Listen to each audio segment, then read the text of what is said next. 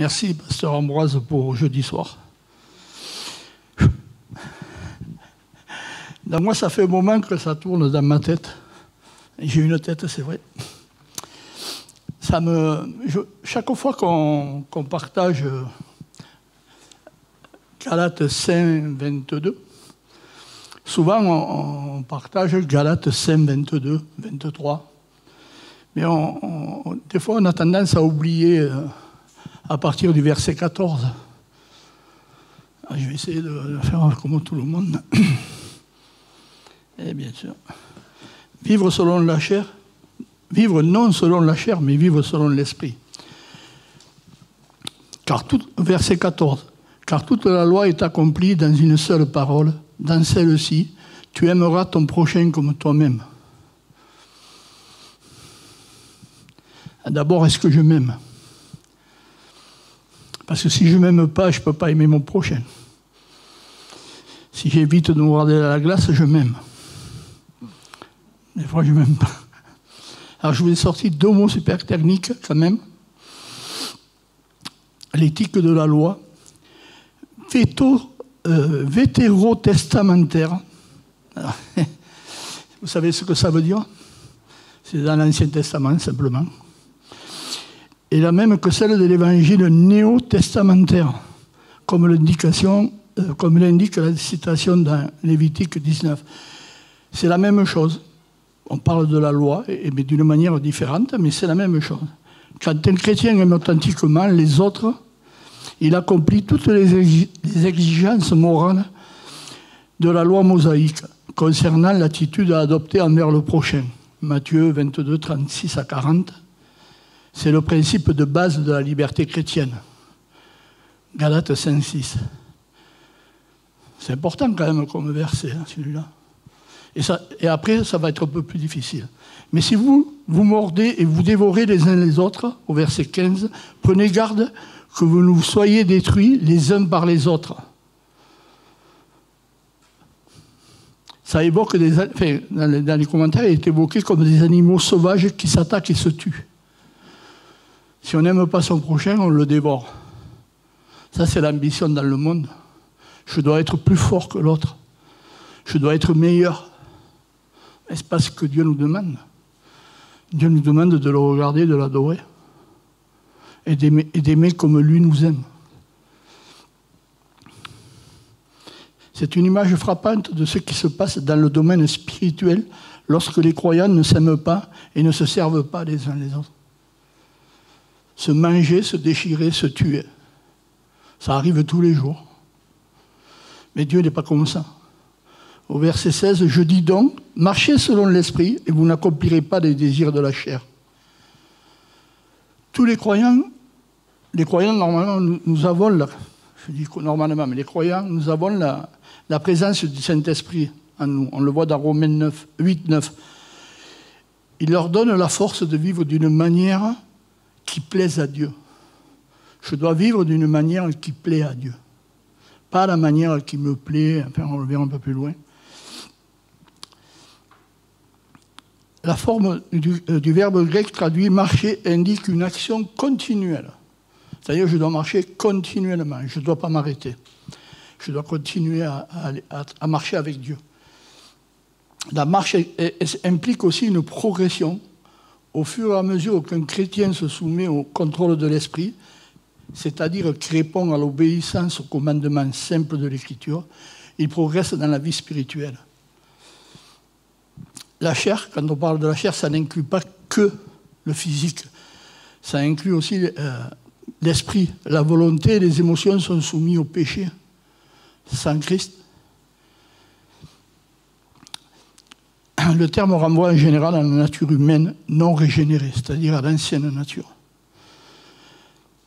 Au verset 17, « Car la chair a des désirs contraires à ceux de l'esprit, et l'esprit en a des contraires à ceux de la chair.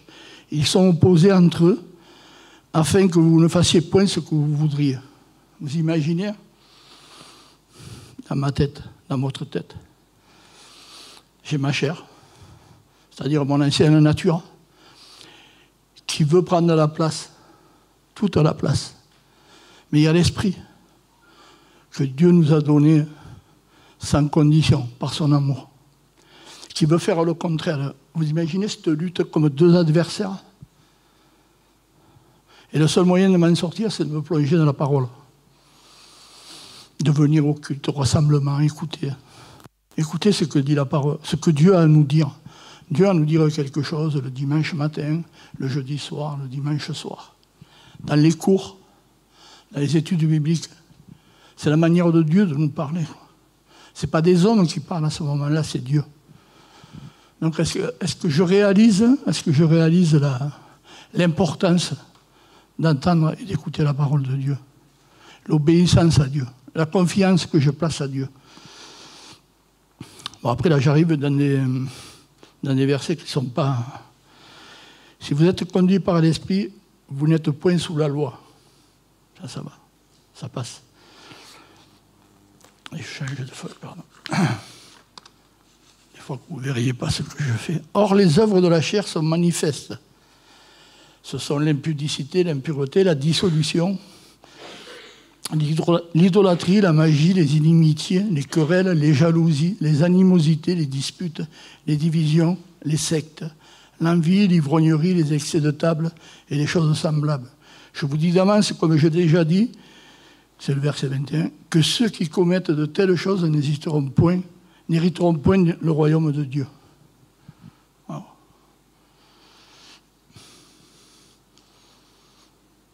Et après, on a le verset 22. Mais le fruit de l'esprit, c'est l'amour, la joie, la paix, la patience, la bonté, la fidélité. Toutes ces choses, c'est Dieu qui nous les donne.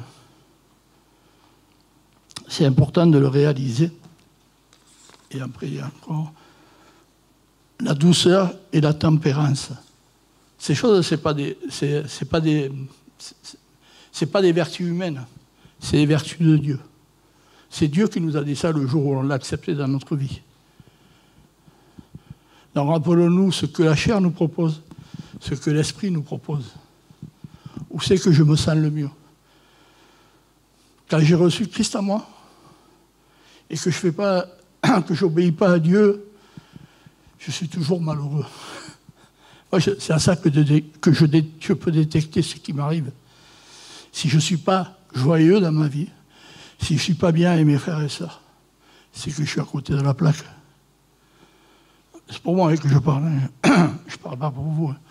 Mais c'est important de réaliser l'importance de la parole, de l'importance du sacrifice de Christ à la croix.